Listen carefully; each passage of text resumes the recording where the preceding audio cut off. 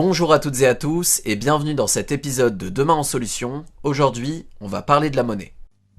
Les premières traces du concept de monnaie remontent au début de l'Antiquité. À l'époque, la monnaie c'est un simple intermédiaire d'échange avec une valeur directement liée à la rareté de son matériau de composition. Au fur et à mesure des âges, et avec l'arrivée et le développement du capitalisme moderne, le rôle de la monnaie a changé. Pour le mettre sous forme d'une métaphore, si l'économie était le moteur d'une voiture, la monnaie est passée du rôle d'huile, fluidifiant les échanges, à celui de carburant, alimentant l'économie. Aujourd'hui, ce qui était une simple pièce de cuivre est devenu un mécanisme économique complexe dont la compréhension et la maîtrise ont petit à petit échappé au contrôle du peuple. Pourtant, il est important de comprendre que les politiques monétaires des gouvernements ont des conséquences bien réelles dans nos vies. Crise monétaire, inflation, gestion de la dette, souveraineté nationale, chacune de ces thématiques, au cœur des débats de la récente campagne présidentielle, ont pour racine, au moins partiellement, une question de gestion de la monnaie. Et s'il existait un moyen de remettre la monnaie au cœur de la vie de chacun? De garantir que notre argent ne part pas financer n'importe quoi, mais reste plutôt sur le territoire et œuvre au développement d'initiatives responsables. Vous l'aurez compris, ou peut-être juste lu dans le titre, aujourd'hui on va parler des monnaies locales. Bon, pour commencer, une monnaie locale, qu'est-ce que c'est? C'est une monnaie complémentaire de la monnaie nationale, acceptée sur un territoire délimité et utilisable uniquement auprès de professionnels respectant une charte de conduite et d'engagement. L'utilité de ces monnaies part d'un constat simple. Dans notre société mondialisée, lorsque j'achète quelque chose, mon argent va rapidement sortir du département, de la région et enfin du pays. Or, plus une monnaie circule sur un territoire, plus elle crée de la valeur. L'objectif est donc d'empêcher la monnaie de s'échapper pour favoriser l'économie et les commerçants locaux. Attends. Comment ça? Plus la monnaie circule, plus elle crée de la valeur. Ça veut dire quoi ça? Bon, c'est vrai que le raisonnement ne semble pas forcément naturel. Mais en fait, c'est assez simple. Prenons un exemple. Imaginons un boulanger et un vendeur de journaux. Chaque jour, le vendeur de journaux achète pour 1 euro une baguette au boulanger. Chaque soir, le boulanger utilise ces mêmes 1 euro pour acheter un journal au vendeur. Si on répète ça pendant 10 jours, 10 baguettes et 10 journaux auront été vendus, pour une valeur totale de 20 euros. Et pourtant, il n'y a toujours qu'un seul euro qui circule. On voit alors que plus la monnaie circule, plus elle crée de la valeur, puisque 1 euro crée ici pour 20 euros de marchandises vendues. Et à l'inverse, s'il reste dans un coffre, même 1000 euros peut n'avoir aucun impact sur l'économie. Ah d'accord, ok, c'est plus clair. Merci. Pour donner un élément de comparaison, en France, on estime qu'1 euro va circuler environ 2,4 fois par an. Pour les monnaies locales, cette moyenne s'élève à 7.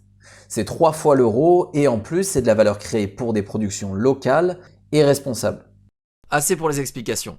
En France, aujourd'hui, il existe 82 monnaies locales de taille variée. Avec notre équipe, on trouve le sujet vraiment intéressant et on a voulu en savoir plus.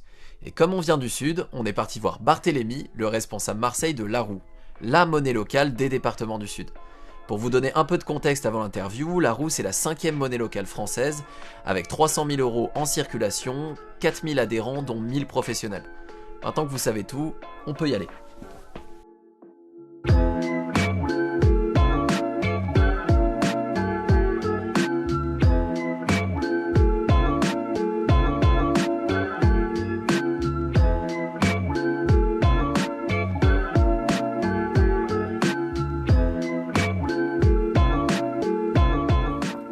Première question, elle est assez simple. Comment on se retrouve en fait à être le premier salarié de la roue sur Marseille? On profite beaucoup du travail de l'équipe bénévole qui avait repris l'association depuis 2 ans. Et puis j'étais là au bon moment avec les bonnes motivations. Le plus simple, ce serait déjà commencer à dire qu'est-ce que c'est. Tu peux me montrer un billet, une pièce? La roue, elle se présente seulement sous forme de billets qu'on doit, en termes juridiques, appeler des coupons, qui vont de 1 à 20 en passant par 2, 5, 10 et 13. On est de monnaie locale et citoyenne, donc on fait ce qu'on veut et on a fait un billet de 13. Et dans la pratique, 13 roues, ça vaut combien? Ça vaut 13 euros. On a une monnaie complémentaire adossée à l'euro, donc une roue vaut 1 euro et pour toutes les sommes. Ça nous permet aussi d'avoir ce qu'on appelle le doublement de la monnaie. Donc d'un côté, les roues qui circulent pour alimenter l'économie locale et de l'autre côté, les euros qu'on a collectés qui servent à financer des projets qui sont dans la transition écologique. D'accord, ok. Non, attendez, j'ai pas compris. Le dédoublement de la monnaie, qu'est-ce que c'est? On est peut-être allé un peu trop vite, en effet. Bon, reprenons depuis le début et suivons ensemble le parcours d'un billet de 13 roues par exemple. Pour commencer, ce billet va être échangé pour 13 € par un particulier dans un comptoir de change. Une fois le billet en poche, celui-ci l'utilisera pour acheter des légumes par exemple, disons dans une épicerie paysanne. L'épicerie paysanne, se retrouvant avec 13 roues dans sa caisse, les utilisera à son tour pour payer ses producteurs locaux, qui l'utiliseront pour acheter des graines. Le semencier pourra utiliser ses 13 roues pour acheter son électricité ou son miel à l'épicerie paysanne du début par exemple. Et voilà, la monnaie tourne encore et encore en créant de la valeur. Ah ouais, merci, hein, c'est super clair. Mais du coup, le dédoublement de la monnaie? Ah oui, pardon. Alors pour ça, faut revenir au tout début du parcours, quand le particulier échange ses euros contre des roues à un comptoir. Bon, en fait, légalement, les euros échangés doivent obligatoirement être déposés dans une banque. Ah bah super, tout ça pour que l'argent finisse dans une banque. Non mais justement, c'est pas n'importe quelle banque, c'est la NEF, une banque coopérative qui réinvestit l'argent déposé uniquement sur des projets éthiques et responsables du territoire. Et c'est pour ça que Barthélemy parlait tout à l'heure du dédoublement de la monnaie. Une roue qui part directement financer l'économie locale et 1 euro qui part financer le territoire à travers la NEF. 1 euro égale 2 euros. Voilà. Alors oui, bon, la NEF est obligée de faire des réserves dans d'autres banques, donc le rapport est plus de 1 pour 1,67. Mais ça reste bien mieux que de voir son argent investi à l'autre bout du monde sur des projets que l'on ne cautionne pas. Bref, assez pour cette parenthèse, revenons à notre interview.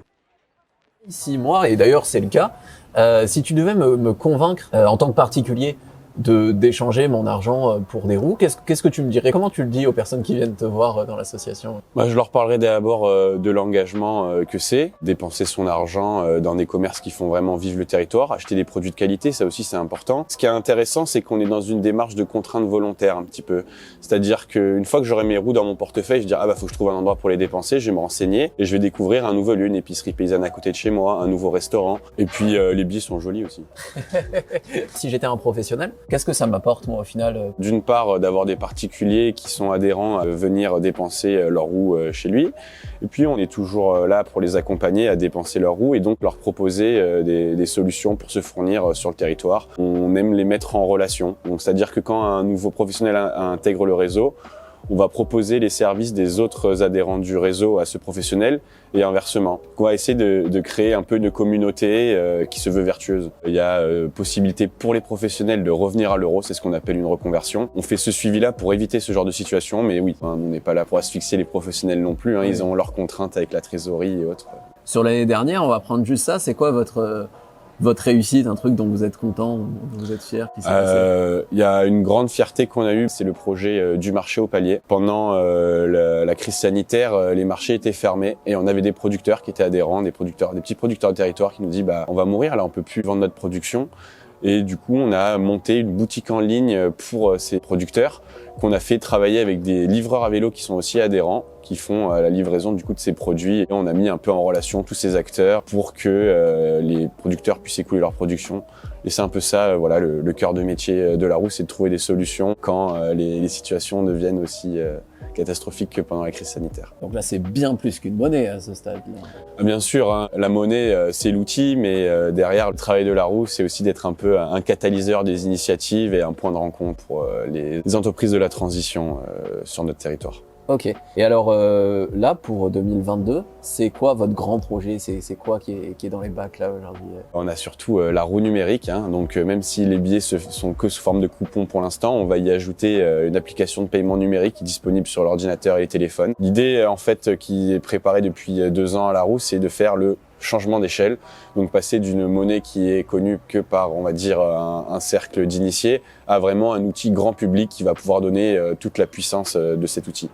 Si tu devais t'adresser directement cette fois à la caméra, aux gens qui vont nous regarder, aux auditeurs, qu'est-ce que tu leur dirais aujourd'hui sur les monnaies locales? Aujourd'hui, on est dans un monde avec beaucoup de défis à relever et la monnaie locale, c'est un super outil pour le faire assez simplement. Où que vous soyez en France, il y aura une monnaie locale près de chez vous et n'hésitez pas à vous renseigner, adhérer et faites vivre votre territoire.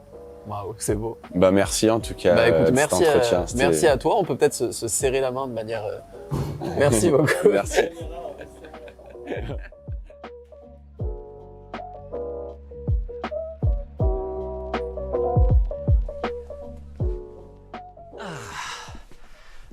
Vous l'aurez compris, les monnaies locales, c'est un outil incroyable, avec un impact à la fois économique, écologique et social. Ce qu'on trouve fou avec ces initiatives, et c'est d'ailleurs pour ça qu'on a décidé d'en parler, c'est leur potentiel. Il suffit qu'il y ait beaucoup de monde qui les utilise pour qu'elles deviennent incontournables, et à un certain stade, même les pouvoirs publics s'en mêlent. Imaginez pouvoir payer la cantine de vos enfants, les impôts locaux, ou même les transports en monnaie locale. Imaginez maintenant que la mairie utilise cet argent pour ses dépenses locales, auprès de fournisseurs locaux et responsables. Imaginez des tarifs préférentiels pour les paiements en monnaie locale, des taux de change avantageux ou même une partie des subventions et salaires versés dans ces monnaies. Maintenant, arrêtez d'imaginer, parce que tout ça c'est bien réel et dans certains pays d'Europe et même régions françaises, c'est déjà d'actualité. En fait, ce qui manque à ce stade pour que ça se passe dans vos régions, c'est simplement plus d'adhérents. Bon, vous l'aurez compris, l'objectif de ce contenu, c'est pas uniquement de vous informer. C'est également de permettre à chacun et chacune de découvrir de belles initiatives près de chez soi et de s'y investir. Selon les situations et selon les projets, ça peut être plus ou moins compliqué, mais ici c'est assez simple. Il suffit juste de découvrir la monnaie locale près de chez soi et de commencer à l'utiliser. Pour vous y aider, et parce qu'on n'a pas tous la chance d'habiter dans le sud, on vous a mis en description une carte référençant les différentes monnaies locales du territoire. On vous laisse y jeter un coup d'œil. On arrive à la fin de cet épisode et on espère qu'il vous aura plu, intéressé, qu'il vous aura donné envie de vous investir. Si c'est le cas, n'hésitez pas à liker la vidéo et à vous abonner. Quoi qu'il arrive, on se retrouve bientôt pour le prochain épisode de Demain en Solutions, où on continuera ensemble de découvrir de belles initiatives humaines et innovantes. Allez, à bientôt!